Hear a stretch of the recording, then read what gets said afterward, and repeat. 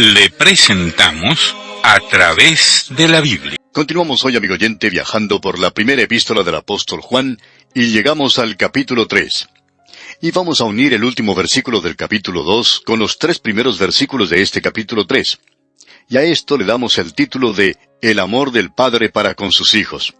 Vamos a leer el versículo 29 entonces del capítulo 2, que dice: Si sabéis que Él es justo, sabed también que todo el que hace justicia es nacido de Él. Una cosa es el testificar que conocemos a Cristo y estamos en Él, y otra cosa es el tener una vida que revele que Él es nuestra justicia. En otras palabras, es maravilloso conocer nuestra posición de que estamos en Cristo y que somos aceptos en el amado. Pero es algo completamente diferente el tener una vida aquí que esté de acuerdo con eso en nuestro propio nivel aquí. Lo que él está diciendo es que nosotros debemos reconocer a otros creyentes por sus vidas y no por sus labios. La justicia es una característica familiar del Padre y de sus hijos. Los hijos de Dios tienen que actuar como su Padre, tienen que tener sus características. Pero notemos lo que él dice aquí en el versículo 1 del capítulo 3. Mirad cuál amor nos ha dado el Padre para que seamos llamados hijos de Dios. Por esto el mundo no nos conoce, porque no le conoció a Él. Lo que él está diciendo aquí es que nosotros no esperamos llegar a ser hijos de Dios, sino que somos hijos de Dios, ya lo somos. Nosotros somos hijos de Dios a través de la fe en Cristo Jesús. Y esta es una declaración maravillosa la que nos presenta Juan en este pasaje de las Escrituras. Pensamos que esto es algo que nosotros deberíamos enfatizar mucho. Ahora, la clase de amor de la cual él está hablando, podríamos llamarle una clase extraña de amor. Es una clase de amor fuera de lo común, una clase de amor a la cual no estamos acostumbrados, y este es el significado que él le da. Dios nos ama. Mirad cuál amor nos ha dado el Padre. El amor de Dios ha sido derramado en nuestros corazones por el Espíritu Santo. Es decir, que ese es el amor de Dios por nosotros. Y Él nos demuestra eso. Dios ha demostrado su amor. Él entregó a su Hijo para morir por nosotros. ¿Cuántos de nosotros podemos decir que tenemos a alguien que puede morir por nosotros? ¿Por cuántas personas estaría dispuesto a morir usted, amigo oyente? Bueno, Dios nos amó y Él probó ese amor. Él entregó a su Hijo para que muriera por usted y por mí. Ahora aquí tenemos el mayor motivo en todo el mundo y la fuerza motivadora más grande en el mundo: el amor de Dios. Es lo más sublime, es el más grande impelente en la familia humana en el presente. Supongamos que un hombre se enamora de una mujer, o una mujer se enamora de un hombre, y los sacrificios que algunos de ellos tienen que hacer, y cuando es un amor genuino, verdadero, es algo realmente hermoso, es algo noble, es maravilloso. Ahora, el amor de Dios por nosotros es algo maravilloso, es algo glorioso. Y eso nos presenta el hecho de que esta es la sección que va a enfatizar que Dios es amor. Esto es algo realmente maravilloso, y el verdadero Hijo de Dios va a tener que probar su nacimiento espiritual siendo obediente a la palabra de Dios. Aquí tenemos este maravilloso amor por nosotros que debería motivarnos. Eso tiene que ser algo que cause en nosotros el deseo de vivir para Dios. Ah, amigo oyente, qué pasaje más fuera de lo común. ¿Qué clase de amor tan diferente nos ha dado el Padre para que seamos llamados hijos de Dios? Y lo somos. Así es como se ha traducido algunas veces, de que somos los hijos de Dios. No es que esperamos serlo por allá algún día, sino que ya lo somos. Y esto nos lleva a aquello que mencionamos varias veces ya, y lo mencionaremos otra vez más. Y esto es que nuestra salvación se encuentra en 3 tiempos. He sido salvo, estoy siendo salvo, y seré salvo. Bueno, yo he sido salvo. El Señor Jesucristo dijo: de cierto os digo, el que oye mi palabra y cree al que me ha enviado, tiene vida eterna. Esto es algo que usted obtiene en el mismo instante en que confíe en Cristo. Y nunca será más salvo que lo que es en el momento en que confíe en Él. Ha nacido de nuevo, ha nacido en la familia de Dios. Amigo oyente, Él se está dirigiendo aquí a sus hijitos. Estos son los hijos de Dios. Aquí se nos dice: mirad cuál amor nos ha dado el Padre. ¿Por qué? Porque nosotros somos sus hijos. Él ha dado ese amor a sus hijos, y ellos responden a ese amor obedeciéndole, viviendo una vida que le complace a Él.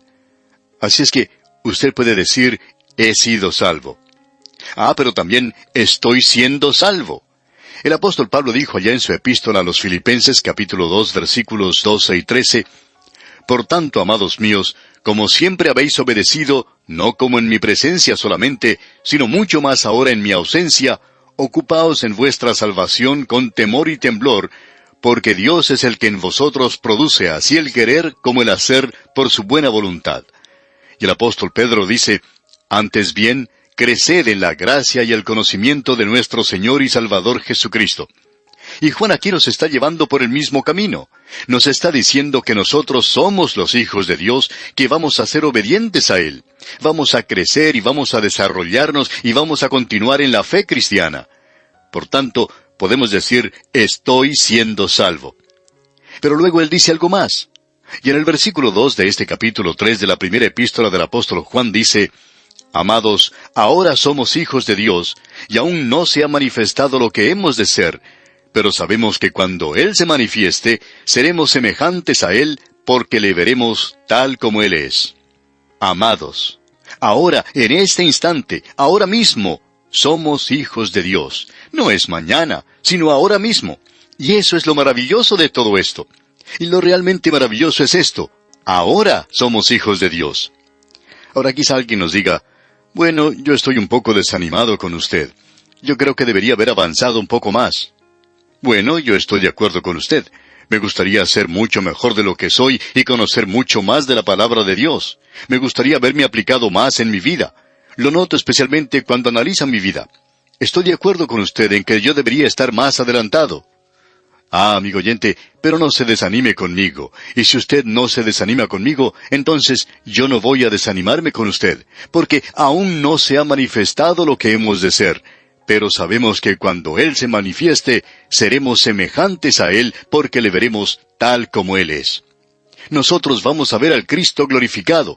No vamos a ser iguales a Él, sino que seremos semejantes a Él en nuestra propia forma. Y esto no quiere decir que todos vamos a ser como robots o como duplicados. No vamos a ser como computadoras que producimos siempre lo mismo. No es eso, amigo oyente. Quiere decir que usted va a estar con su propia personalidad, con su propia individualidad, y vamos a ser nosotros mismos. Él nunca llegará a destruir mi propia persona, ni tampoco la persona que es usted, sino que Él le va a llevar a usted a un nivel completo, a una estatura completa, donde usted será semejante a Él.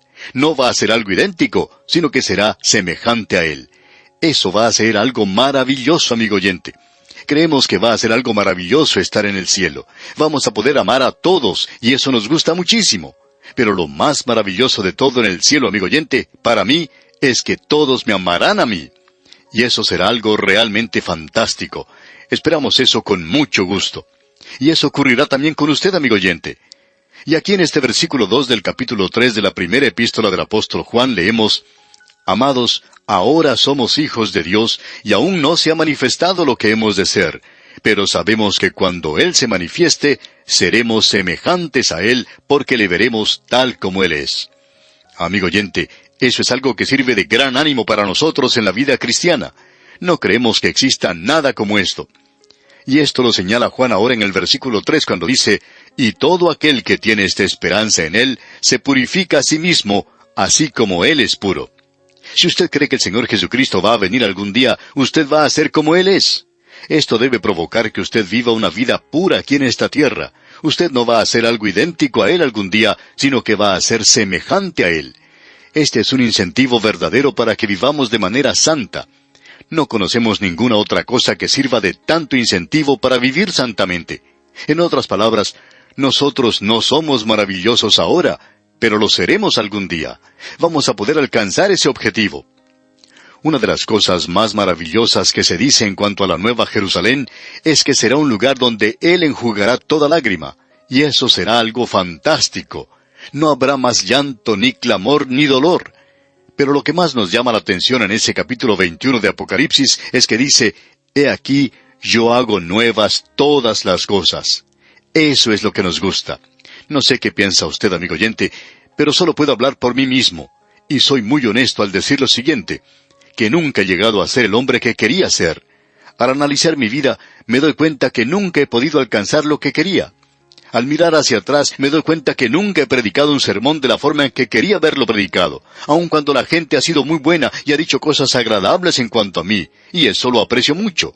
pero sé en mi propio corazón que no he hecho todo lo que podía, y deseo haber hecho las cosas un poco mejor. Nunca he llegado a ser el esposo que he querido ser, por ejemplo. Uno puede analizar la vida, los años que han transcurrido en el matrimonio, y se da cuenta que no se ha comportado con la esposa de la manera en que debería haberlo hecho. Y lo mismo ocurre con los hijos. Al analizarse a uno mismo, uno se da cuenta que no ha sido el padre que hubiera querido ser. Uno se da cuenta que nunca ha logrado ese objetivo que tenía. Sin embargo, le damos gracias a Dios por la forma en que Él me ha guiado. Él ha sido muy bueno conmigo en mi vida, y me regocijo en que Él me permitió que tomara parte en este ministerio radial. Pero aún así, debo decir que no he obtenido mi objetivo. Y Él está diciendo en Apocalipsis, «He aquí yo hago nuevas todas las cosas». Él me está diciendo esto a mí, y lo está diciendo para usted, amigo oyente. Vamos a poder comenzar todo de nuevo. Usted va a vivir en realidad una vida eterna y va a poder lograr su objetivo. ¿No le parece que va a ser algo maravilloso el crecer en la gracia y el conocimiento de Él, no solo en esta vida, sino por toda la eternidad? ¡Qué prospecto que tenemos ante nosotros, amigo oyente! No podemos pensar en algo que sea más maravilloso que eso, y eso es lo que nos presenta aquí Juan. Ese es el amor del Padre por los hijos. ¿No le parece esto maravilloso, amigo oyente? Yo he sido salvado, estoy siendo salvado, y voy a ser salvo. Su amor por sus hijos es realmente maravilloso, amigo oyente. Llegamos ahora a un punto donde él habla de las dos naturalezas del creyente en acción. Y así es como ellas obran en la vida. Y él habla sin rodeos y nos alcanza allí donde vivimos. Esta es una sección que se ha malentendido mucho, por cierto.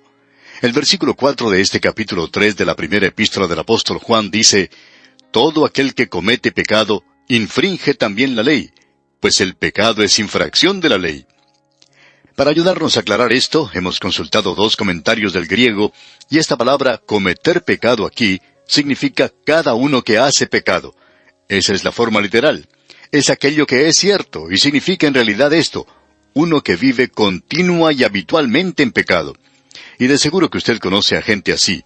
Hay algunos jóvenes que viven de esa manera. El trabajo para ellos es algo realmente secundario. Su interés está en las mujeres, las bebidas y la diversión. Es a esto que muchos jóvenes llaman la gran vida, y eso es lo que llaman el vivir. Y así viven continuamente. Hablan de eso todo el tiempo. Y eso es lo que él quiere decir aquí. Todo aquel que comete pecado, es decir, el que continúa cometiendo pecado, que vive en el pecado, infringe también la ley. Es decir, que Dios ha presentado ciertas leyes. Dios dijo, no cometerás adulterio. Y eso es lo que quiere decir en el día de hoy. Toda esa nueva forma de mirar estas cosas de manera libre y sin culpa, como algunos dicen, no es algo nuevo, para nada. Esto es tan antiguo como las montañas. Eso en realidad regresa tanto como al paganismo. Así es como vivía el hombre hace algunos años. Y en este capítulo 3 de la primera epístola del apóstol Juan, versículo 4, leemos, «Todo aquel que comete pecado, infringe también la ley, pues el pecado es infracción de la ley». O sea que Dios ha sido el que ha dado la ley para que usted pueda saber, pueda darse cuenta que es un pecador. Usted sabe lo que Él está requiriendo. Y este es el propósito de la ley. La ley nunca fue dada para salvar, sino que ha sido dada para revelar al hombre que es un pecador. Y en el versículo 5 de este capítulo 3 de la primera epístola del apóstol Juan leemos, «Y sabéis que Él apareció para quitar nuestros pecados, y no hay pecado en Él». Solo el Señor Jesucristo puede quitar el pecado, y Él vino con ese propósito. Allá en el Evangelio según San Juan se mencionó eso. Juan dijo, «He aquí el Cordero de Dios que quita el pecado del mundo». Él llevó en sí el castigo del pecado, y aquí en esta epístola de Juan, Él quita la práctica del pecado en la vida del creyente. Él es sin pecado, lo mismo que la ofrenda o el sacrificio por el pecado. Él quita la culpa del pecado y provee el poder para librarlo a uno del hábito de pecar, de continuar pecando. Así es que él dice en la primera parte del versículo 6, «Todo aquel que permanece en Él no peca». Es decir, esta nueva naturaleza que usted tiene no pecará. El apóstol Pablo dice, «Aquello que quiero hacer, no lo hago». Esa nueva naturaleza no quiere andar de lado con la vieja naturaleza de pecado si uno es hijo de Dios. El creyente que permanece en Cristo no practica el pecado, no puede vivir una vida pecaminosa. Es lo mismo que ocurrió con el hijo pródigo. Solo los cerdos y los puercos viven en las pocilgas. Los hijos no viven allí. Ahora quizá alguien diga, bueno, pero él sí fue a la posilga. Sí, amigo oyente, lo hizo, pero él salió de ese lugar también. Debemos recordar eso.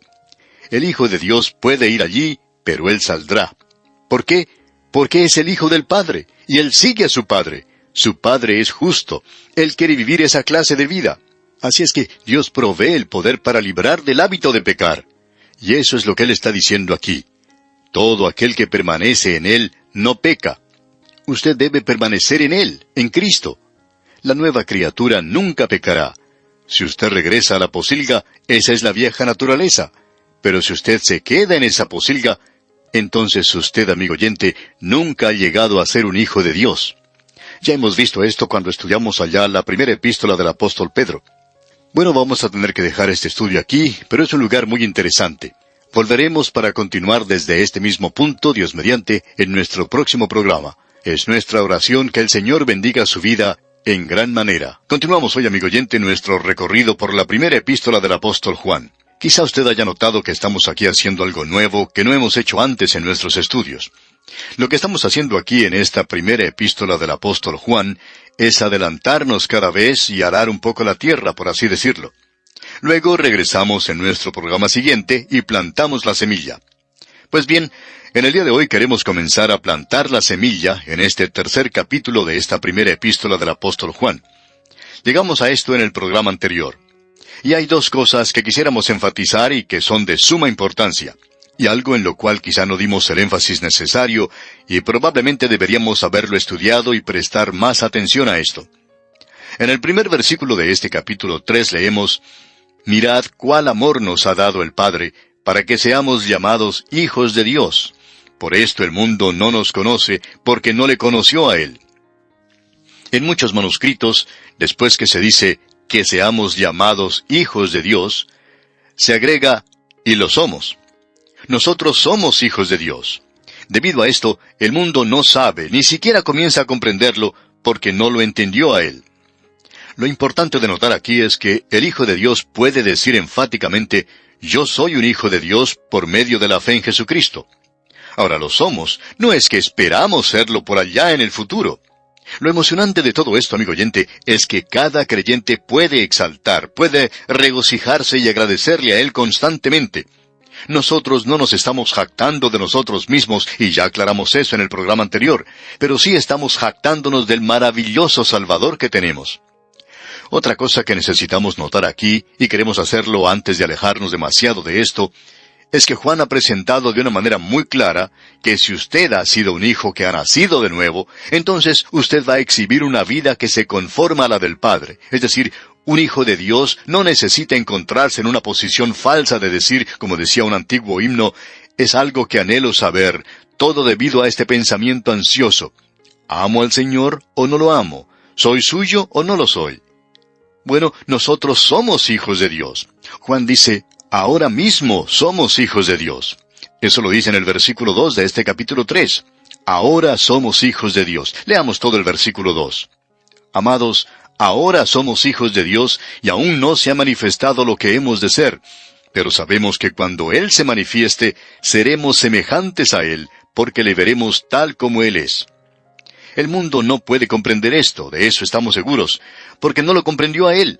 Y es necesario tener discernimiento espiritual, y ese es el ungimiento del cual hablamos antes. Él nos ha dado una unción, y el Espíritu de Dios es aquel que puede hacer esto real para nosotros. Solo el Espíritu de Dios, amigo oyente, puede hacer eso. Y hasta que Él confirme eso en su corazón, por supuesto que usted debe decir, yo no sé si soy salvo. Pero cuando Él confirma esto en su corazón y lo conforma a su corazón, entonces usted puede saber que es salvo. Luego Juan nos dice que seremos semejantes a Él porque le veremos tal como Él es. Ese es un informe maravilloso. Él ve en usted y en mí aquello que Él puede hacer de nosotros. Estoy agradecido a Dios de que Él no ha dejado de trabajar y obrar en mí. Si pensara que Él ya ha terminado conmigo, entonces quedaría muy desanimado. Pero Él aún tiene que realizar una obra en mí. Se cuenta una historia en cuanto a Miguel Ángel, de una ocasión cuando trajo a su estudio un gran trozo de mármol. Miguel Ángel caminó a su alrededor y lo observó y dijo, «Esto es algo realmente hermoso». Su ayudante, que se encontraba a su lado, dijo, «Bueno, todo lo que yo veo es un pedazo de mármol». Y Miguel Ángel dijo, «Olvidaba que tú no ves lo que yo veo. Lo que veo aquí es una estatua de David».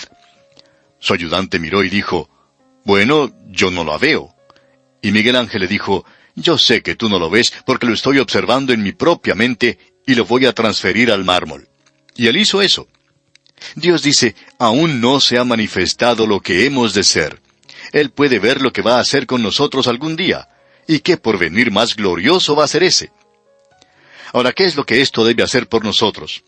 Bueno, en el versículo 3 leemos, «Y todo aquel que tiene esta esperanza en Él, se purifica a sí mismo, así como Él es puro».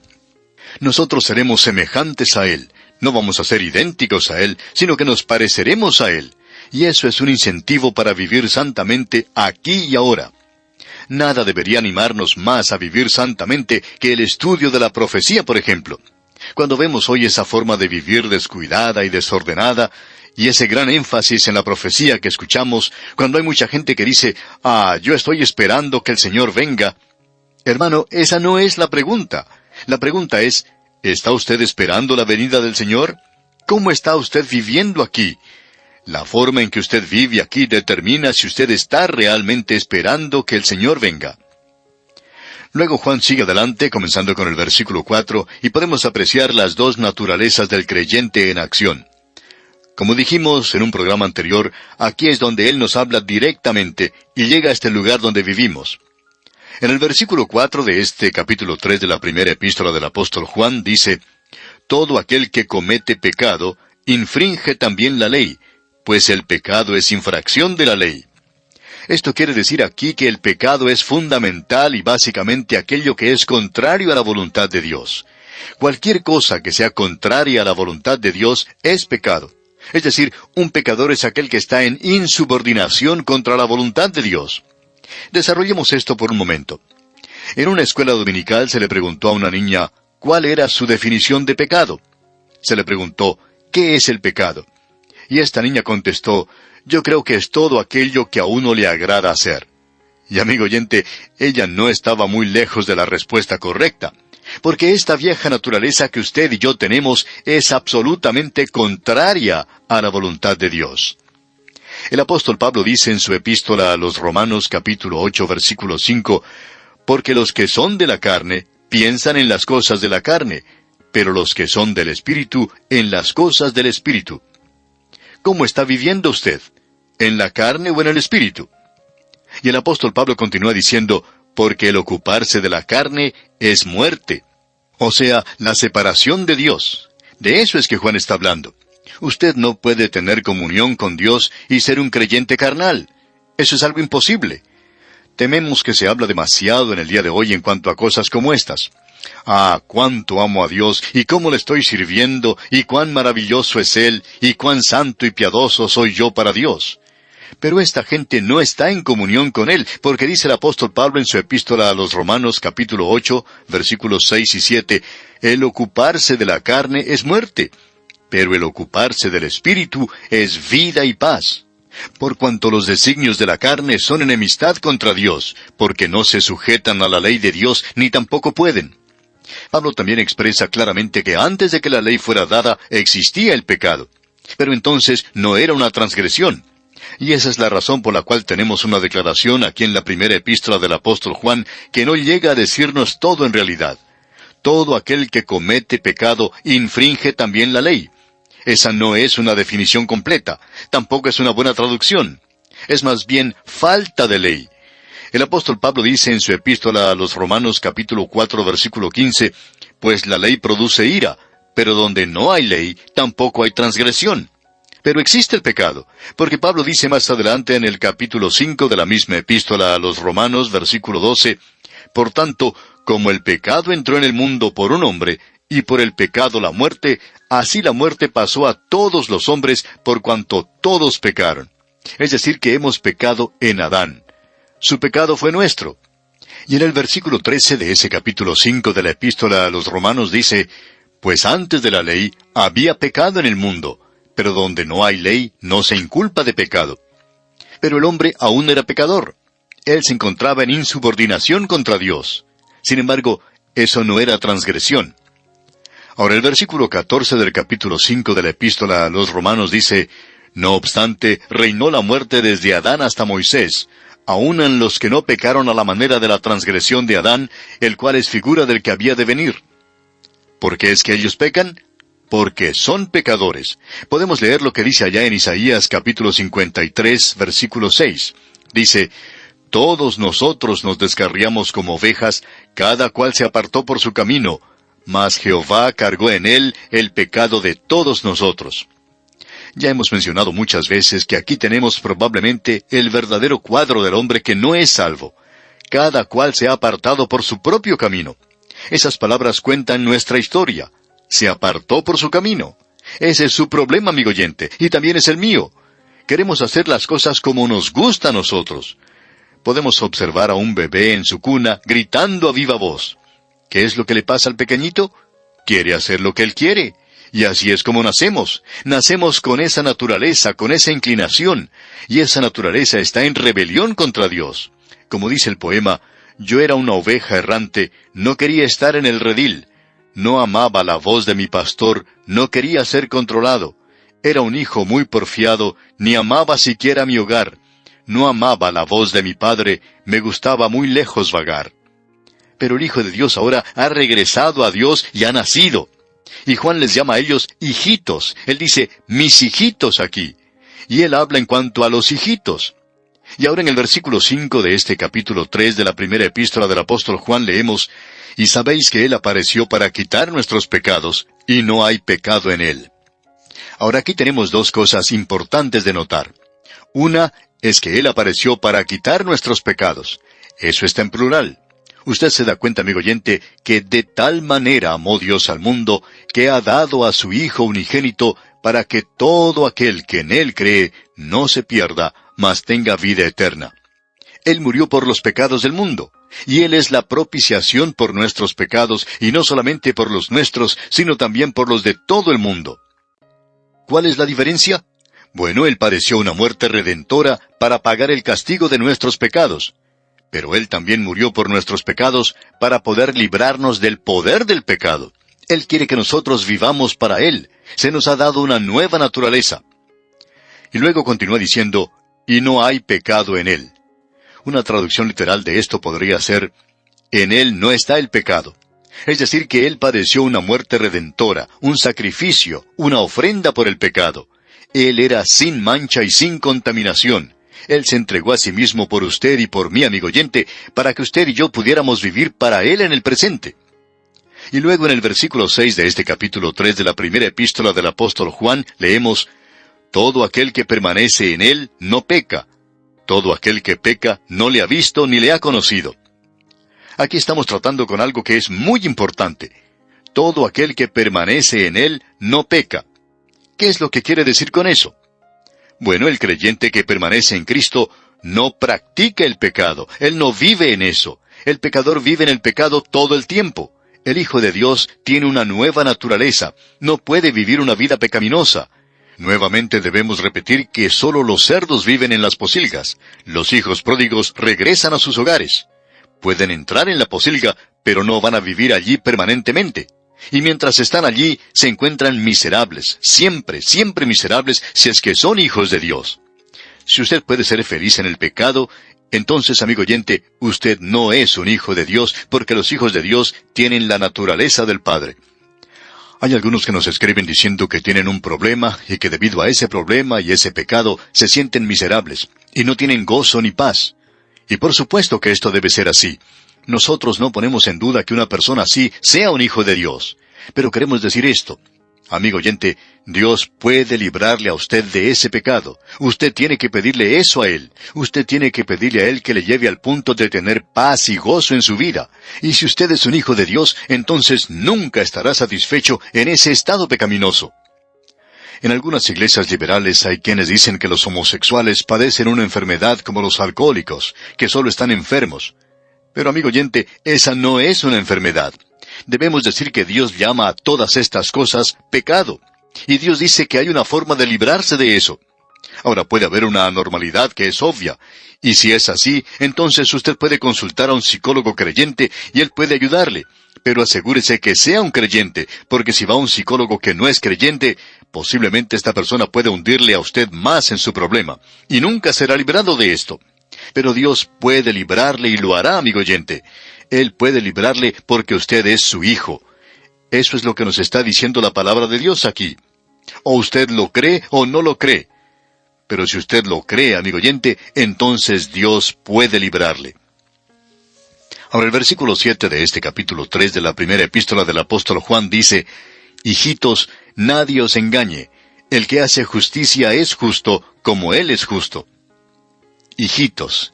Él les ha llamado y les está llamando ahora hijitos. Él no está hablando aquí al mundo. Y en el versículo 7 leamos otra vez, «Hijitos, nadie os engañe. El que hace justicia es justo, como Él es justo». Eso es lo que revela al Hijo de Dios. El permanecer en Él no se refiere solamente a nuestra posición. Eso es cierto. Usted tiene una posición en Cristo que nunca puede ser cambiada, pero también es algo de consideración práctica para nosotros.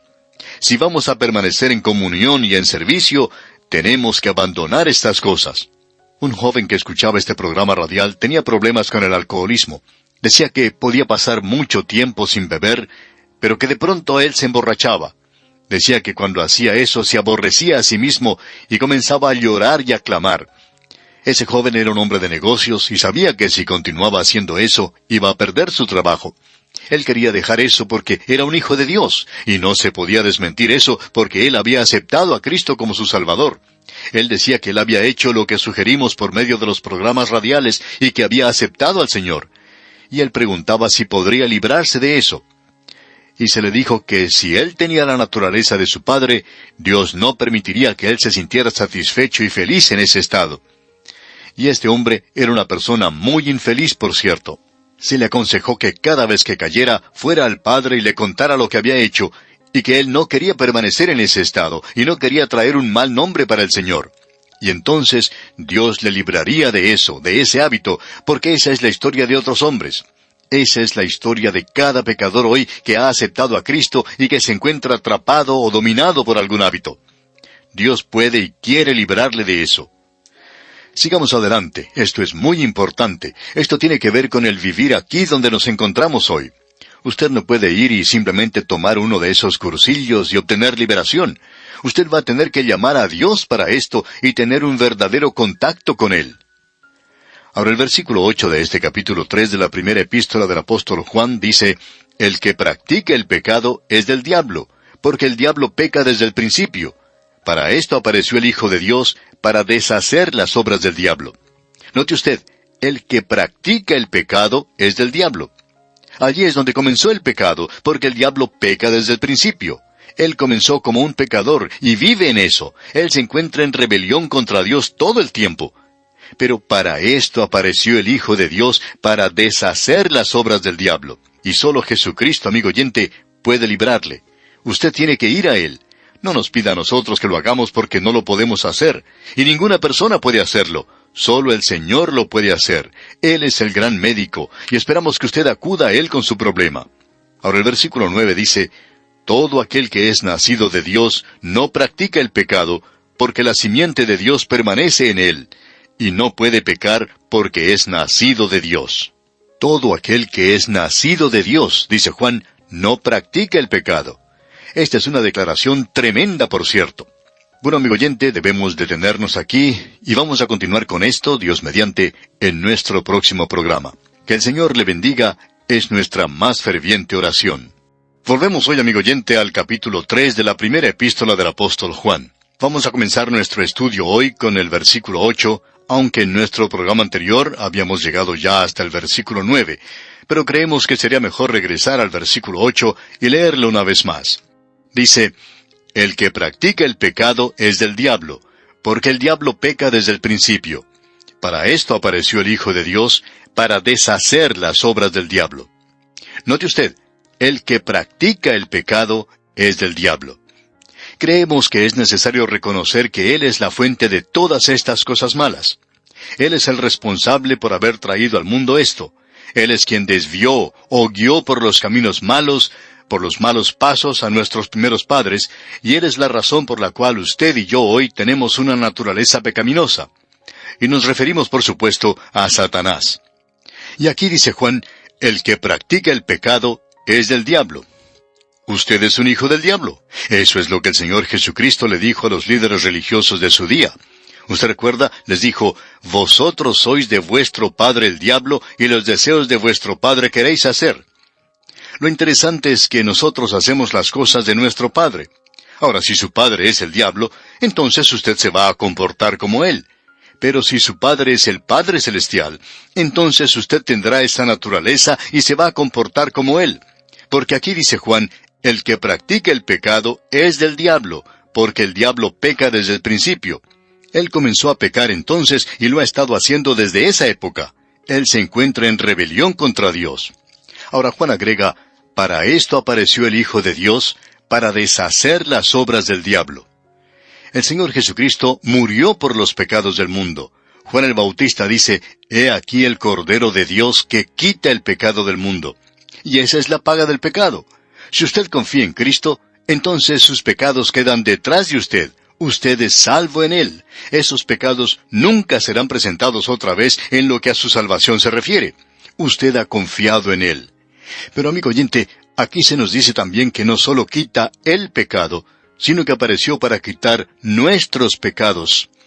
Él era sin pecado. Él no tenía una naturaleza pecaminosa. Él era completamente inofensivo, sin contaminación y separado de los pecadores.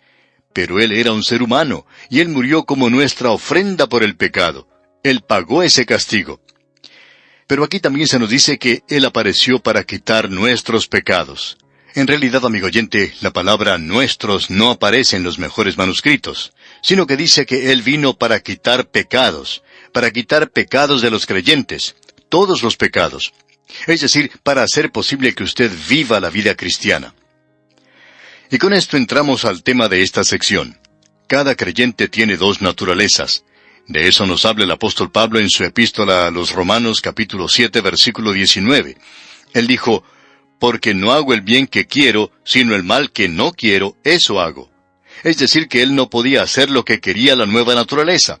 La vieja naturaleza había estado en control por tanto tiempo que continuaba haciendo las mismas cosas. De modo que Pablo dice, porque no hago el bien que quiero, el de la nueva naturaleza, sino el mal que no quiero, eso hago. La vieja naturaleza se mantiene aquí, no va a servir a Dios. Él se encuentra en rebelión contra Dios. Y en Romanos, capítulo 8, versículos 7 y 8, leemos, por cuanto los designios de la carne son enemistad contra Dios, porque no se sujetan a la ley de Dios, ni tampoco pueden. Y los que viven según la carne no pueden agradar a Dios. Eso no sucede sino hasta cuando uno ha nacido de nuevo. Y luego el apóstol Pablo dice en el versículo 9 de ese mismo capítulo 8 de la epístola a los Romanos, mas vosotros no vivís según la carne, sino según el Espíritu, si es que el Espíritu de Dios mora en vosotros.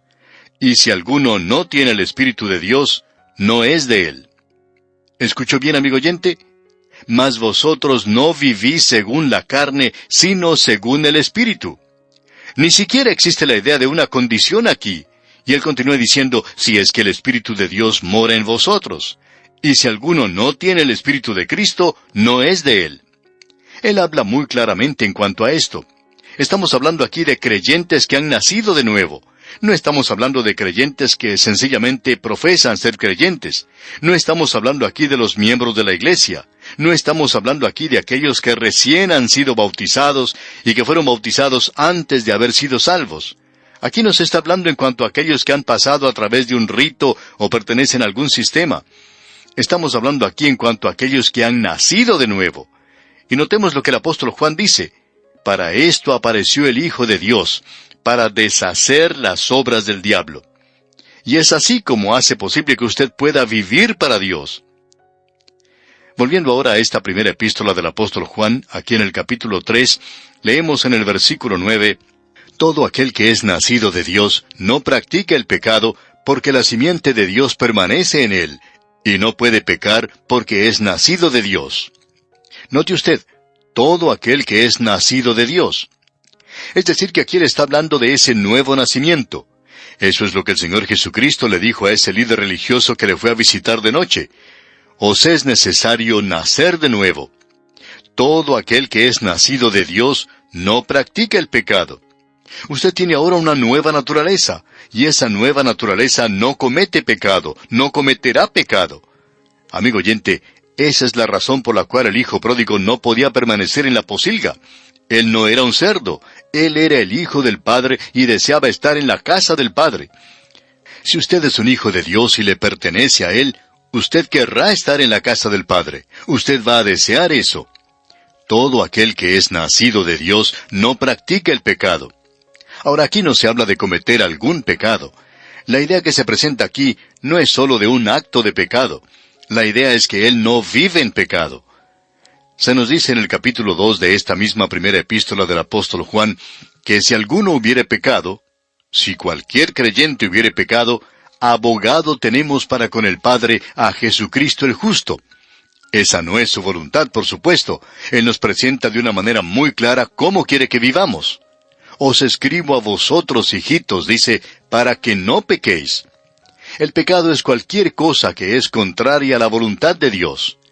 Y cuando eso entra en su vida, ¿qué es lo que sucede? Si alguno hubiere pecado, él está hablando aquí a los creyentes. Abogado tenemos para con el Padre, dice. Esa es la razón por la cual él podía decir, si confesamos nuestros pecados. ¿A quién le está hablando?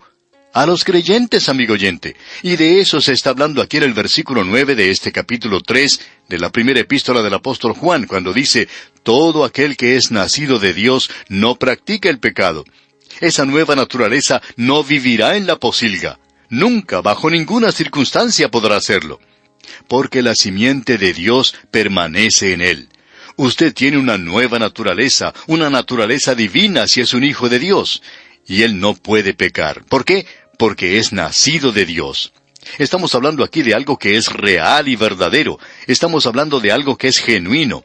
No nos referimos a una pequeña profesión de fe que usted haya hecho cuando usted pasó adelante y derramó algunas lágrimas. Sino que la pregunta es, amigo oyente, ¿ha sido usted nacido de Dios? Nuevamente queremos decir que creemos en la seguridad del creyente, pero creemos también en la inseguridad de aquellos que se hacen pasar por creyentes.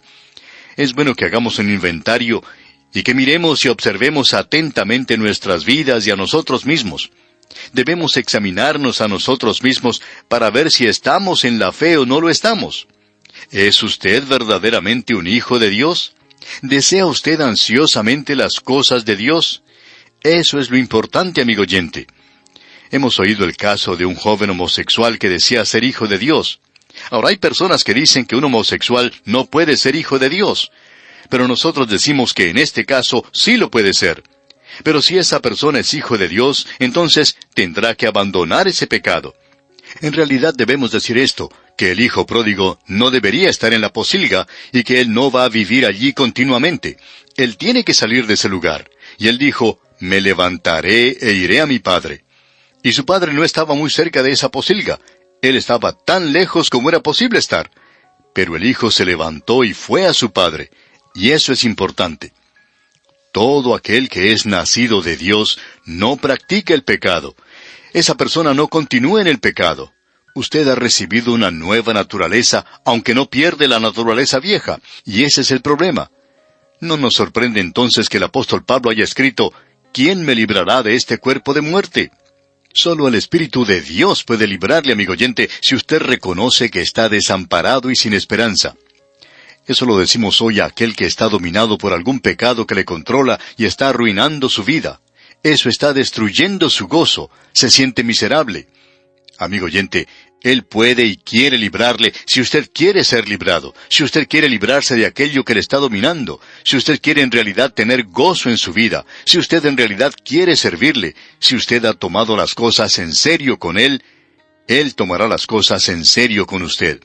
Porque la simiente de Dios permanece en Él y no puede pecar, porque es nacido de Dios. En el versículo 10 dice Juan, en esto se manifiestan los hijos de Dios y los hijos del diablo. Todo aquel que no hace justicia y que no ama a su hermano, no es de Dios. Juan dice, en esto se manifiestan los hijos de Dios y los hijos del diablo.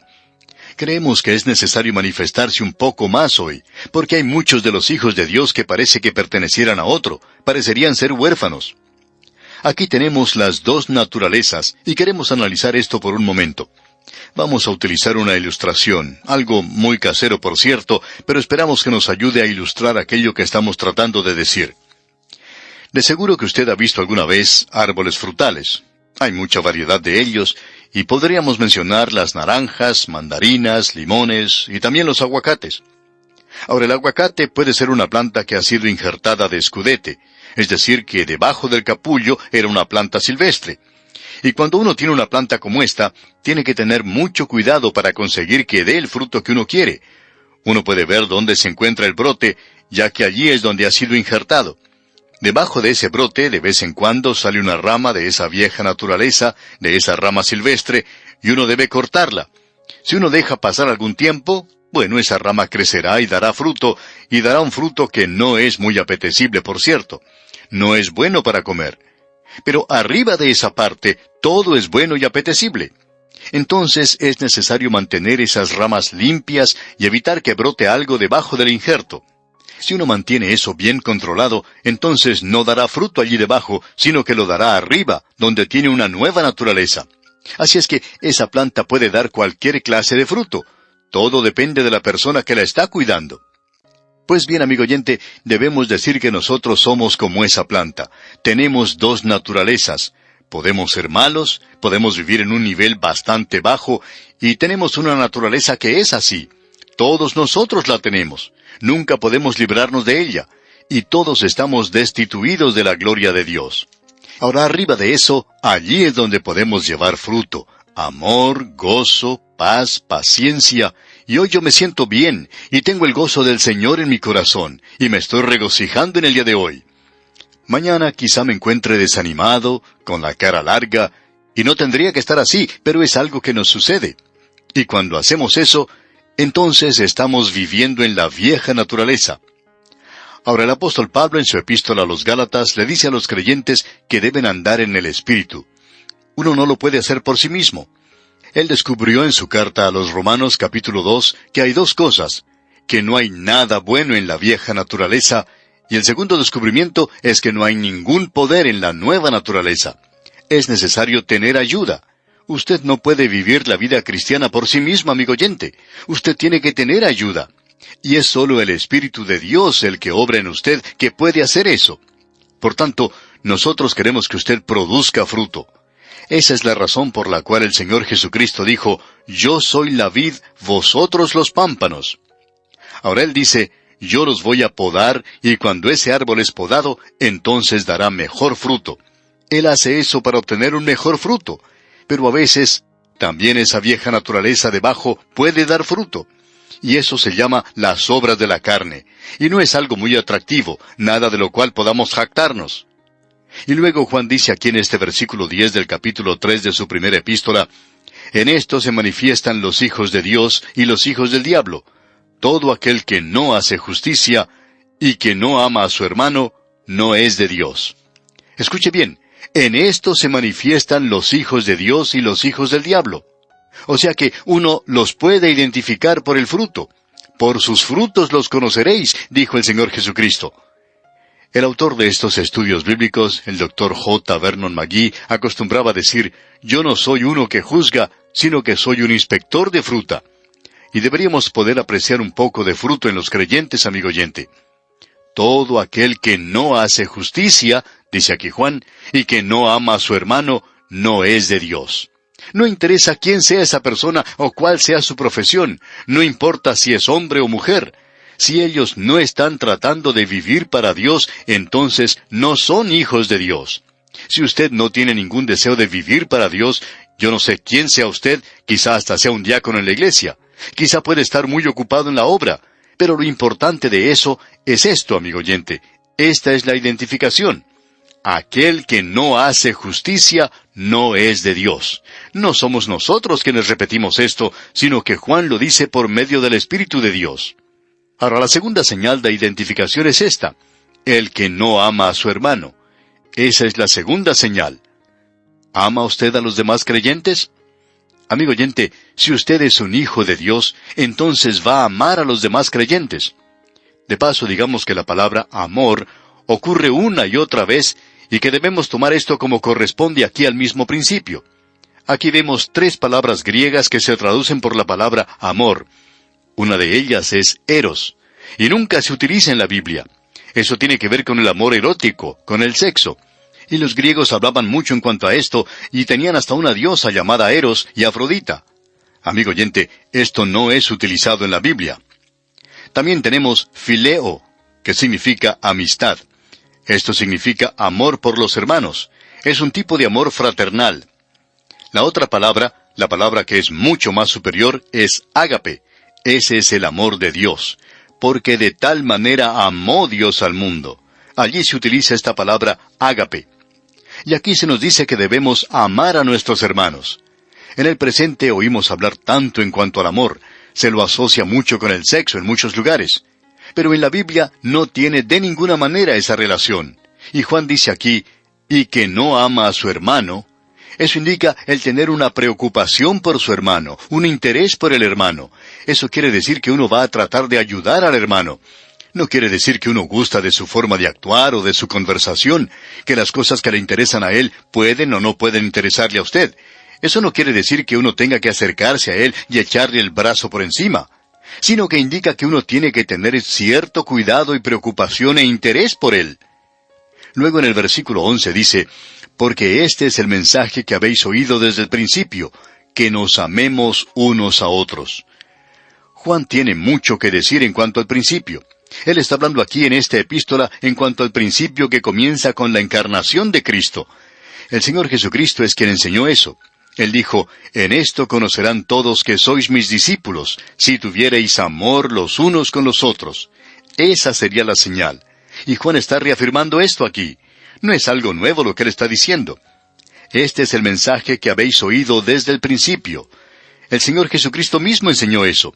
Y todos los apóstoles también lo enseñaron. Desde el principio, que nos amemos unos a otros. Este es el amor de los creyentes. Esto es algo que falta lamentablemente en muchos lugares. Luego en el versículo 12 de este capítulo 3 de la primera epístola del apóstol Juan, leemos, no como Caín, que era del maligno y mató a su hermano. ¿Y por qué causa le mató? Porque sus obras eran malas y las de su hermano justas. No como Caín, que era del maligno y mató a su hermano. Caín y Abel eran hermanos de sangre. Ellos eran muy parecidos en muchas maneras.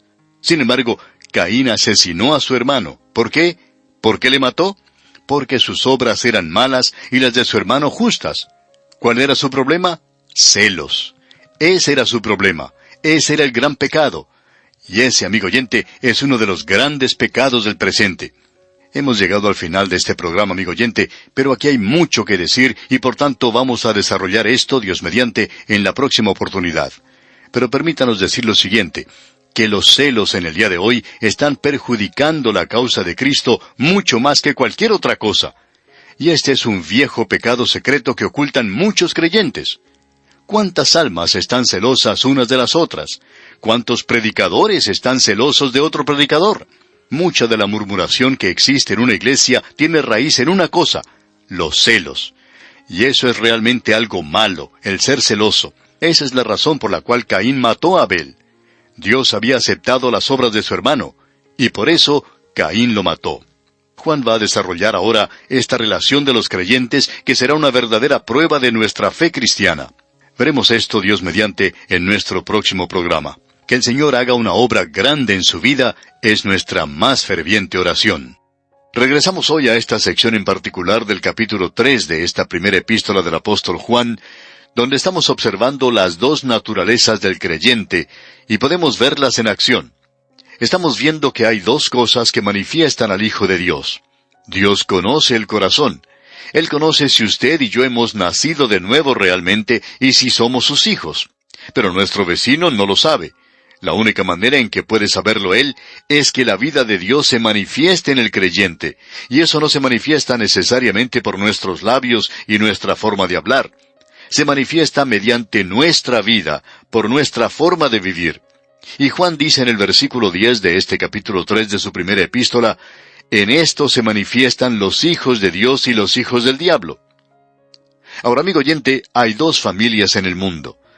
Esta enseñanza de la paternidad universal de Dios y de la hermandad del hombre es una herejía que se debe condenar. La Biblia no enseña eso. La Biblia enseña que hay dos familias en el mundo. El Señor Jesucristo le dijo a los líderes religiosos de su día, «Vuestro padre es el diablo, y el diablo tiene una familia aquí en la tierra». Alguien ha dicho que la razón por la cual un creyente no debería casarse con una persona que no es creyente es que si uno entra en parentesco con la familia del diablo, pues entonces va a tener al diablo como suegro. Ahora, aquí no se habla de la suegra, sino del diablo como suegro. Tenemos entonces a los hijos de Dios y a los hijos del diablo. Hay pues dos familias en este mundo. Y el apóstol Juan dice aquí, todo aquel que no hace justicia no es de Dios. Ahora eso indica una vida, no solamente un acto, porque uno puede cometer un acto de injusticia. El hijo pródigo puede entrar en la posilga por un tiempo, pero no va a permanecer allí para siempre. Él va a ir a vivir a la casa de su padre porque tiene la naturaleza de su padre. Ahora Juan dice aquí, todo aquel que no ama a su hermano no es de Dios. Usted no puede abrigar odio o aborrecimiento en su corazón contra otro creyente. Ahora eso no quiere decir que, como veremos en el próximo capítulo, que uno debe aceptar a cualquier persona que se presente. Se nos advierte que debemos tener cuidado y mantener nuestros ojos bien abiertos. Pero debemos tener amor en nuestros corazones. Esto indica un amor que tiene interés, que actúa, que hace algo. Y vamos a ver esto ahora al avanzar en el estudio de este capítulo. Ahora aquí se nos da dos ejemplos, el de Caín y el de Abel. Obviamente, Caín era un hijo del diablo, mientras que Abel era un hijo de Dios. Existe esta diferencia. ¿Por qué le mató? Bueno, le mató porque le aborrecía. Y él le aborrecía porque estaba celoso de su hermano. Hemos pensado un poco en cuanto a esta palabra celoso, y no estamos muy satisfechos con ella. Esta palabra tiene cierta nota de sospecha. Un hombre puede estar celoso de su esposa, y eso indica que probablemente él la ama, pero que tiene cierta sospecha de que quizá ella no le está siendo fiel. Eso es lo que indican los celos. Y creemos que aquí podemos utilizar una palabra mejor, y nos referimos a envidia. La envidia y los celos se presentan en el diccionario como sinónimos. Eso está bien, pero hay una distinción sin que en realidad sea una diferencia. Quisiéramos presentar el significado de envidia, y eso es lo que caracteriza a Caín. Él sintió envidia de su hermano y le llevó a cometer un asesinato. Eso es lo que está en el corazón humano. Una de las fuerzas más destructivas de este mundo son los celos y la envidia. Permítanos presentar una definición de esta palabra. En el diccionario dice que envidia es tristeza o pesar del bien ajeno. Es emulación, deseo de algo que no se posee. A eso se le puede agregar algo de odio o aborrecimiento y el deseo de poseer una ventaja igual o aún superior. Bueno, eso es exactamente lo que describe a Caín. Creemos que lo mismo se puede decir de una persona que es envidiosa. Siente ese pesar porque otra persona está progresando o le están saliendo las cosas bien. Esta es la clase de diferencia que existe aquí y creemos que es bueno notarlo. En realidad podemos decir que una mujer no siente envidia por el valor, por el arrojo de un hombre, no siente celos por eso. Y es lo mismo en cuanto a un hombre. Él no siente celos de que una mujer sea hermosa. Pero esto es lo que uno quisiera tener. Y permítanos decir, amigo oyente, que creemos que la envidia y los celos se encuentran dentro de la iglesia en el presente entre los creyentes. Esto perjudica a la causa de Cristo probablemente más que cualquier otra cosa. Y el apóstol Juan está usando aquí a Caín y a Abel como un ejemplo, y por cierto que lo son. Ahora en el versículo 13 de este capítulo 3 de su primera epístola, dice el apóstol Juan, «Hermanos míos, no os extrañéis si el mundo os aborrece». O sea que no debemos comportarnos como que ha sucedido algo extraño si el mundo no nos acepta, porque el mundo no nos va a aceptar. Y Juan nos presenta eso de una manera muy clara a través de toda esta epístola, y él sencillamente está compartiendo con nosotros las enseñanzas que él recibió del Señor Jesucristo mismo. En el Evangelio según San Juan, capítulo 15, versículos 18 y 19, el Señor Jesucristo dice, «Si el mundo os aborrece, sabed que a mí me ha aborrecido antes que a vosotros.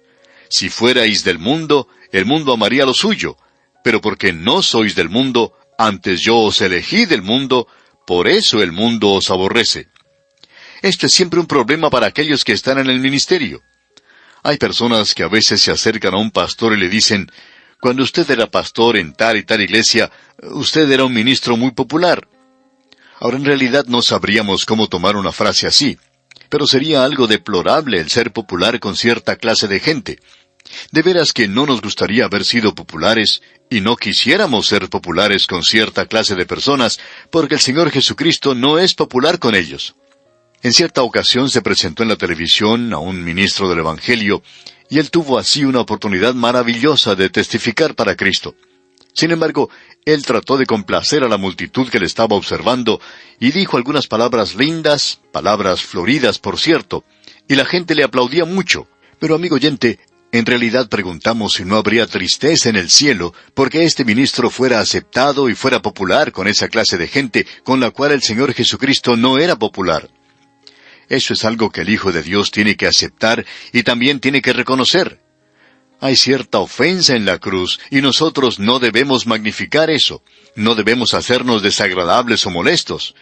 Hay muchos creyentes que hacen eso y no son aceptados, no porque son creyentes, sino porque son verdaderamente personas fastidiosas. Serían esa clase de personas de todas maneras, ya fueran creyentes o no lo fueran. Así es que tenemos que tener cuidado en cuanto a esto. Ahora, en el versículo 14 de este capítulo 3 de su primera epístola, dice Juan, «Nosotros sabemos que hemos pasado de muerte a vida en que amamos a los hermanos. El que no ama a su hermano, permanece en muerte». Nosotros sabemos que hemos pasado de muerte a vida. Usted puede saber si es o no es un hijo de Dios. Esta idea que existe de que usted y yo no podemos saberlo es una grave equivocación. La palabra de Dios nos dice, nosotros sabemos que hemos pasado de muerte a vida. ¿Cómo lo sabemos? En que amamos a los hermanos. ¿Tiene usted amor en su corazón para los hermanos? Una de las grandes y mayores experiencias que uno pueda tener es cuando viaja de un lugar a otro y puede visitar a creyentes que son realmente maravillosos. Uno puede tener experiencias muy interesantes al viajar de un lugar a otro. Es algo realmente sorprendente. Recuerdo que cuando estuve en Bolivia, ese hermoso país enclavado en las montañas de los Andes en Sudamérica, tuve la oportunidad de visitar 4 ciudades a donde había sido invitado para predicar. Y en cada una de esas ciudades tuve la oportunidad y el privilegio de conocer a muchas personas a quienes nunca había visto antes en mi vida, pero que son fieles oyentes de este programa. Y es como si hubiera llegado donde mi propia familia. Podía sentir esa unión, ese amor que nos unía, y pudimos en realidad pasar unos momentos verdaderamente maravillosos de comunión juntos, aunque nunca antes nos habíamos visto. Ahora, ¿cómo pudo suceder eso? Bueno, ellos son hijos de Dios, y yo soy un hijo de Dios también. Y aunque no nos habíamos conocido antes, pudimos pasar un tiempo realmente maravilloso. Esas son cosas que ocurren en el ministerio cuando uno se encuentra con creyentes en todas partes. El autor de estos estudios bíblicos, el Dr. J. Vernon McGee, contaba que en cierta ocasión se encontraba jugando al golf con un amigo y que delante de él se encontraban 2 señores jugando, pero muy lentamente. Así es que él le gritó a uno de ellos que se apresurara. Y finalmente este hombre fue donde estaba el Dr. McGee y le dijo, «Dr. McGee, no sabía que usted estuviera jugando aquí al golf. No sabía que se encontraba en esta zona. ¿Es usted la persona que está tratando de hacernos jugar más rápido?» Y el Dr. McGee tuvo que contestarle que sí. Y entonces este hombre le dijo, «Bueno, he ido a ver a mi médico y no estoy muy bien todavía. Y el médico me dijo que debería jugar lentamente». De modo que el Dr. McGee le pidió excusas a este hombre por haber hablado en una forma tan abrupta, tratando de hacer que se apresurara. Pero luego, decía el Dr. McGee, se unieron los 4 para jugar juntos y pasaron momentos muy interesantes y de mucha comunión. Y es así, amigo oyente, como ocurre a veces. Personas que uno nunca ha visto, uno descubre que es un hermano en la fe. Pues bien, de eso es que nos está hablando aquí Juan. ¿Ama usted a los hermanos? Cuando usted se encuentra con alguien que pertenece a Cristo, entonces puede hablar en cuanto a Cristo con él. Así es como uno puede encontrar a los hermanos y a las hermanas. Y Juan dice aquí, el que no ama a su hermano, permanece en muerte. Si usted no tiene ninguna preocupación, ningún interés por otro hijo de Dios, Juan dice que usted permanece en muerte. Y hay aquellos que parecen no demostrar ningún interés. Pero usted y yo sí debemos tener interés. En el próximo capítulo, Juan nos va a presentar una advertencia. Pero queremos decir esto, que cuando uno se encuentra con algún creyente, uno puede llegar a tener momentos de verdadera comunión, una comunión muy hermosa, por cierto.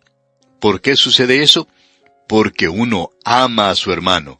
Y eso es prueba de su salvación, amigo oyente. No hay ninguna prueba mayor que esta en lo que a su propio corazón se refiere. Juan está desarrollando esto, y notemos lo que dice ahora en el versículo 15 de este capítulo 3 de su primera epístola. Todo aquel que aborrece a su hermano es homicida, y sabéis que ningún homicida tiene vida eterna permanente en él. Note usted, todo aquel que aborrece a su hermano es homicida. Es Juan quien dice eso, no lo estamos diciendo nosotros. Nunca hubiéramos pensado en eso.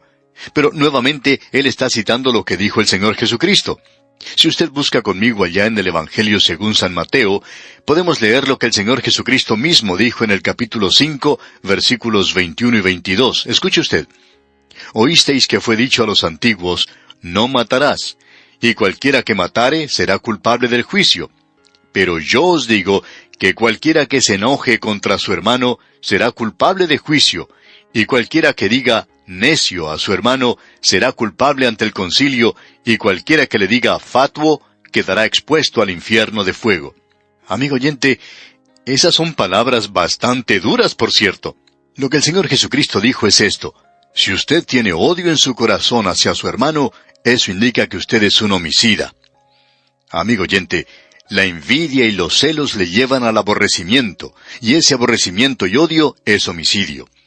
¿Cuántos homicidas se encuentran a nuestro alrededor en el día de hoy? Hay muchos más sueltos que en la cárcel, según esta norma que se presenta aquí en la palabra de Dios.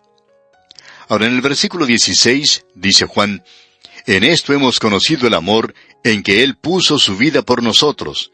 También nosotros debemos poner nuestras vidas por los hermanos. Aquí tenemos un ejemplo.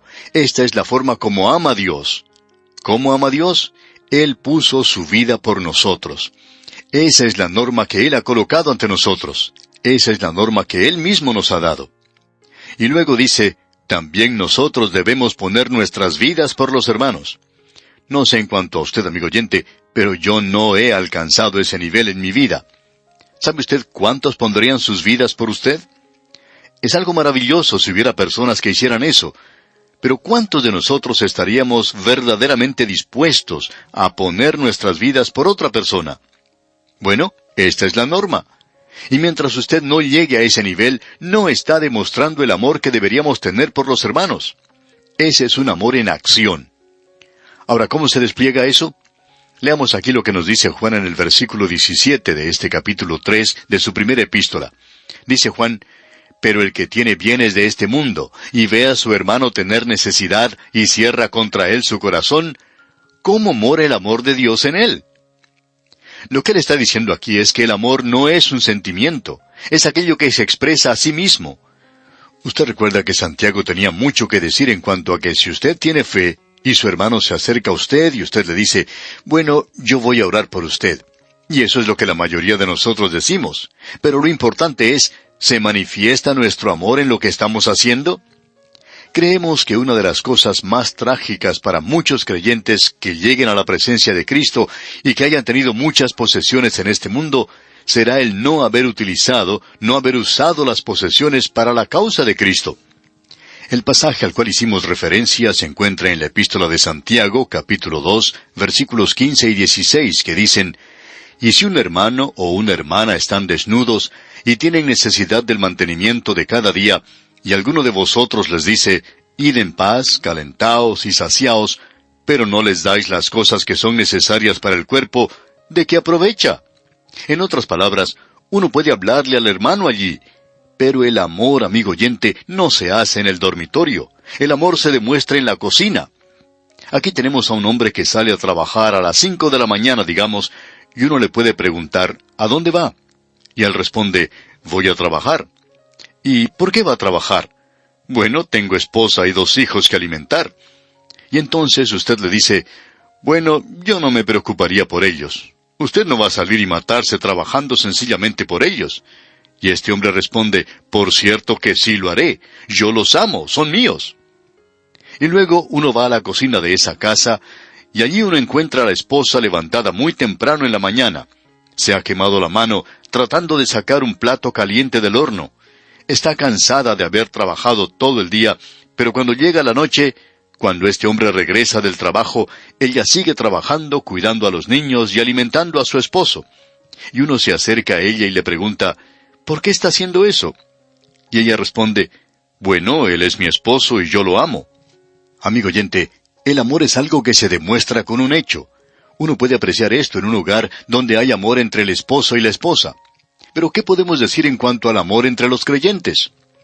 El apóstol Juan nos dice aquí en su primera epístola, capítulo 3, versículo 17, «Pero el que tiene bienes de este mundo, y ve a su hermano tener necesidad, y cierra contra él su corazón, ¿cómo mora el amor de Dios en él?».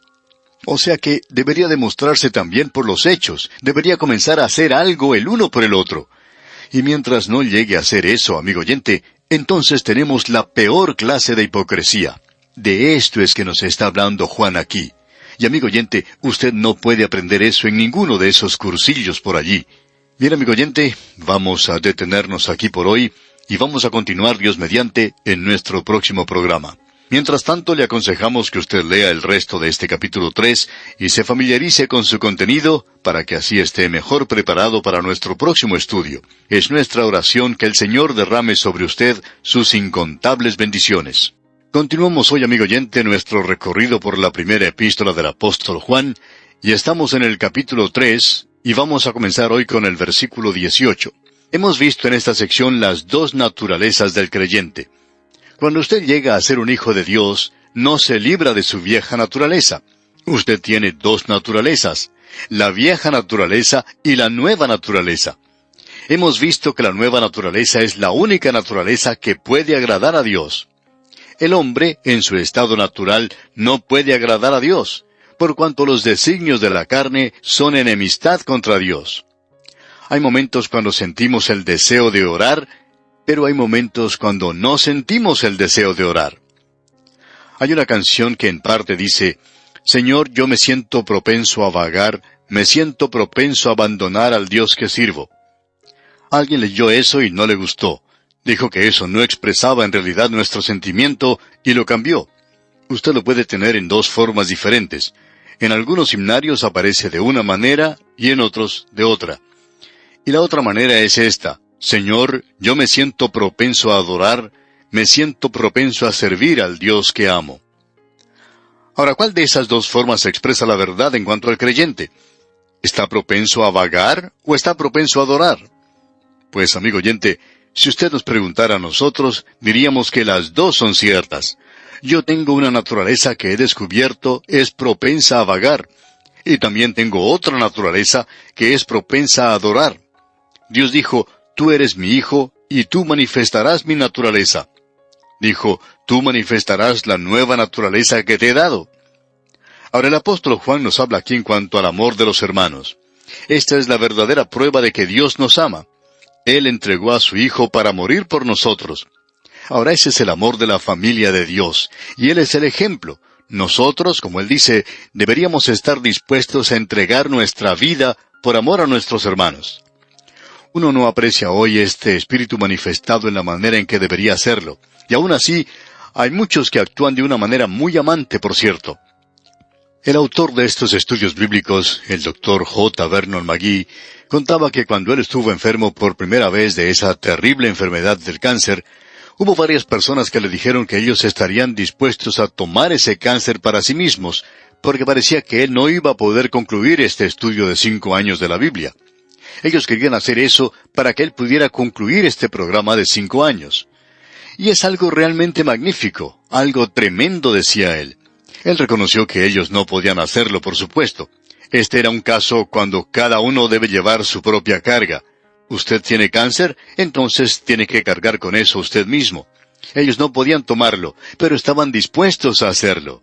Y eso es algo que causó una gran impresión en el corazón del Dr. McGee. Ahora, Juan presenta también claramente aquí en el versículo 17, donde concluimos nuestro estudio en nuestro programa anterior, y dice, «Pero el que tiene bienes de este mundo, y ve a su hermano tener necesidad y cierra contra él su corazón, ¿cómo mora el amor de Dios en él? Es decir, usted expresa su amor para con los hermanos por lo que hace, y no por lo que dice. La lengua es algo muy bueno, pero siempre corre más que los pies. Pero la verdadera cristiandad, amigo oyente, el artículo verdadero es algo del corazón, y no de la cabeza o de la lengua nada más. Tiene que ver con nuestros hechos. Y aquí se nos dice sin lugar a dudas que si usted es un hijo de Dios, usted lo manifestará. Luego en el versículo 18 dice, «Hijitos míos, no amemos de palabra ni de lengua, sino de hecho y en verdad». Leamos otra vez este versículo 18. «Hijitos míos, no amemos de palabra ni de lengua, sino de hecho y en verdad». Lo que él está diciendo aquí es que el verdadero amor no es algo que se hace en el dormitorio, sino que se demuestra en la cocina. Usted puede ver a la esposa inclinada trabajando, cocinando para ese hombre que está trabajando a su vez para que ella tenga con qué vivir. Es algo tonto sacar el amor de algo como esto. ¿Por qué debe trabajar él por ella y por qué debería trabajar ella por él? Es una relación de amor, ¿ve usted? Y el cristianismo debe ser esa clase de relación. Luego él pasa algo que es muy interesante. Leamos el versículo 19 de este capítulo 3 de la primera epístola del apóstol Juan. «Y en esto conocemos que somos de la verdad, y aseguraremos nuestros corazones delante de Él». O sea que esto es lo que nos da una seguridad cuando vamos ante Él, ante Dios, en oración. Juan presenta esto de una manera muy clara, que es posible avergonzarnos a la venida de Cristo. Hay muchas personas hoy que están esperando la venida de Cristo, pero no parecen hacer nada. Cuando usted y yo, amigo oyente, lleguemos a su presencia, va a ser una experiencia tremenda, porque Él va a demandar de nosotros algún fruto. ¿Qué es lo que has estado haciendo? ¿Has cumplido con mis mandamientos? Uno de ellos es el de esparcir la palabra de Dios, llevarla hasta los lugares más remotos de la tierra. ¿Está tomando parte usted en esto de alguna forma? ¿Está usted tomando parte en algo que revele que usted es un hijo de Dios? Eso es lo importante, amigo oyente. En el pasado, en algunas ciudades o pueblos pequeños, cuando alguien enfermaba en una casa, todos los vecinos se acercaban y ayudaban. Ahora, en nuestro tiempo, en nuestra época moderna, nos hemos apartado de todo esto. Sería muy lindo poder regresar a aquel día cuando los vecinos venían y ayudaban. En el día de hoy pensamos que tiene que ser alguna agencia del gobierno la que cuidará de esas personas, y ellos los llevarán al hospital para que tenga un buen cuidado. Y hay muchos creyentes hoy que no están tomando parte en aquellas cosas en las cuales el Señor estuvo interesado. Pero nosotros vamos a tener que rendir cuentas ante Él algún día. Leamos una vez más estos versículos 18 y 19 de este capítulo 3 de la primera epístola del apóstol Juan. «Hijitos míos, no amemos de palabra ni de lengua, sino de hecho y en verdad. Y en esto conoceremos que somos de la verdad y aseguraremos nuestros corazones delante de Él». Eso nos da una seguridad y es algo muy importante. Pero ahora en el versículo 20 él dice, «Pues si nuestro corazón nos reprende, mayor que nuestro corazón es Dios, y Él sabe todas las cosas». Si usted es un hijo de Dios y está utilizando lo que tiene, haciendo algo para esparcir la palabra de Dios, Dios le dará a usted una seguridad en su corazón de que usted está en su voluntad y que está haciendo lo que Él quiere que haga. Y luego usted tiene una seguridad cuando va hacia Él en oración.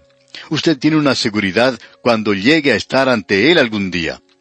Pablo sabía esto y decía, «Por lo demás, me está guardada la corona de justicia». Este texto lo encontramos en su segunda epístola a Timoteo, capítulo 4, versículo 8. «Yo lo sé», podía decir él. El Hijo de Dios, amigo oyente, puede tener una seguridad. Pero supongamos que no estamos haciendo lo que debemos. Eso es muy posible. Ahora, ¿quiere decir eso que hemos perdido nuestra salvación? ¿O que no la teníamos? Escucha lo que dice este versículo 20 otra vez. «Pues si nuestro corazón nos reprende, mayor que nuestro corazón es Dios, y Él sabe todas las cosas».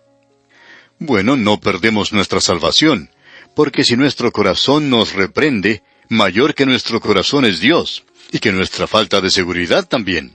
Él va a escuchar nuestra oración. ¿No cree usted que Él es un Dios maravilloso, amigo oyente?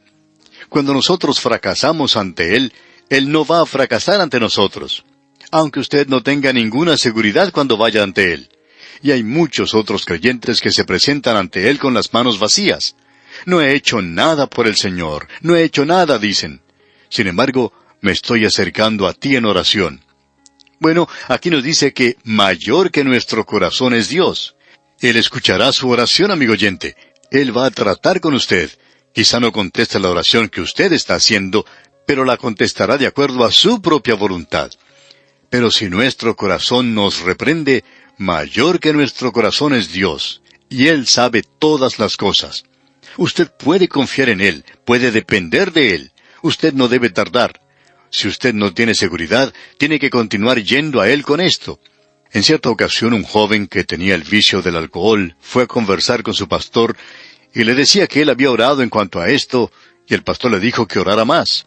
Y él dijo, bueno, yo ya no siento que estoy recibiendo ninguna seguridad en cuanto a esto. Yo le he fallado tanto y de tal manera al Señor.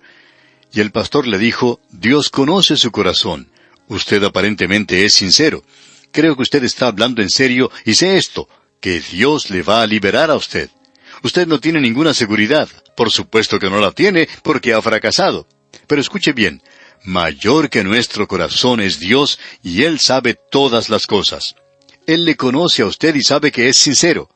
Si usted le ha fallado a Dios, Él va a tratar con usted y usted puede depender de eso. Y Dios puede darle la liberación que usted necesita. Y este joven se sintió bastante confortado. Ahora, en el versículo 21 de este capítulo 3 de la primera epístola del apóstol Juan leemos, Amados, si nuestro corazón no nos reprende, confianza tenemos en Dios. Si nuestro corazón no nos condena o no nos reprende, nos da confianza en la oración, nos da una seguridad. Hay un predicador que ha tenido que ver algo con el ministerio de A Través de la Biblia, y este hombre ha tenido un ministerio de oración tremendo. Siempre que él ora, lo hace con mucha seguridad. Él no se acerca a Dios en oración con palabras grandes de agrado o por fuerza, titubeando o vacilando, sino que lo hace con una gran seguridad. Y pensamos nosotros que cuando una persona así ora, el Señor como que se detiene y deja a un lado lo que está haciendo y dice, espere un momento que quiero escuchar a mi hijo que está orando. Él sabe de lo que está hablando. Y cuando una persona así ora por uno puede sentir el efecto de esa oración. Amigo oyente, es maravilloso el tener seguridad. Si nuestro corazón no nos reprende, dice aquí Juan, confianza tenemos en Dios. Ahora en el versículo 22 de este capítulo 3 de su primera epístola, dice Juan, y cualquiera cosa que pidiéremos, la recibiremos de Él, porque guardamos sus mandamientos y hacemos las cosas que son agradables delante de Él. Este es el amor en acción, esta es la seguridad en la oración. Usted puede esperar que Dios escuche y dé respuesta a la oración. Esto es algo que se necesita desesperadamente. Usted recuerda que la iglesia primitiva, cuando comenzó la persecución, los apóstoles fueron advertidos de esto, y fueron y después informaron al grupo, y ese grupo se dirigió a Dios en oración. Ellos no oraban para que se detuviera esa persecución, sino que comenzaban su oración diciendo, Señor, tú eres Dios. Esto es lo que parece faltar en muchas iglesias en el presente. Las personas no están seguras de que nuestro Padre Celestial es Dios. Él está controlando este universo. Él está en control. Y esto es lo que el apóstol Juan nos está diciendo aquí. Leamos una vez más los versículos 22 y 23. Y cualquiera cosa que pidiéremos, la recibiremos de Él, porque guardamos sus mandamientos y hacemos las cosas que son agradables delante de Él. Y este es su mandamiento, que creamos en el nombre de su Hijo Jesucristo y nos amemos unos a otros como nos lo ha mandado. En otras palabras, Juan nos está diciendo ahora, no digamos que estamos creyendo en Él y luego no nos amamos los unos a los otros. Con un aliento alabamos al Señor y decimos que confiamos en el Señor Jesucristo y luego hablamos de fulano de tal y después indicamos que no aprobamos su persona. Ahora, esta clase de amor no quiere decir que uno va de un lado para otro abrazando a la gente, sino que debe estar en nuestra propia vida. Será cierto interés de preocupación por esa persona. Usted no va a estar hablando mal, pasando chismes en cuanto a esa persona. Usted no va a herirlo de ninguna manera, sino que tendrá cierto interés en cuanto a él. Esto es lo que hace tanta falta en el presente. Esto, en pocas palabras, es la vida cristiana. Que creamos en el nombre de su Hijo Jesucristo y nos amemos unos a otros como nos lo ha mandado. Ahora el versículo 24, versículo final de este capítulo 3 de la primera epístola del apóstol Juan dice: Y el que guarda sus mandamientos permanece en Dios, y Dios en él. Y en esto sabemos que Él permanece en nosotros por el Espíritu que nos ha dado. El Espíritu Santo verifica estas cosas para nosotros, a nuestros corazones, si nosotros no le contristamos. Si usted está contristando al Espíritu Santo, entonces no está haciendo su voluntad. Él dice: si me amáis, guardad mis mandamientos. Si usted no hace eso, amigo oyente, entonces está contristando al Espíritu Santo. Pero el Espíritu Santo verificará estas cosas y las hará reales y verdaderas para nuestros corazones. El Espíritu Santo ha sido dado a cada creyente. Cada hijo de Dios tiene dentro de sí el Espíritu Santo. El apóstol Pablo lo expresa claramente en su epístola a los Romanos, capítulo 8, versículo 9, cuando dice: Mas vosotros no vivís según la carne, sino según el Espíritu, si es que el Espíritu de Dios mora en vosotros. Y si alguno de vosotros no tiene el Espíritu de Cristo, no es de Él. Esa es la señal o la marca del Hijo de Dios. En usted mora el Espíritu de Dios.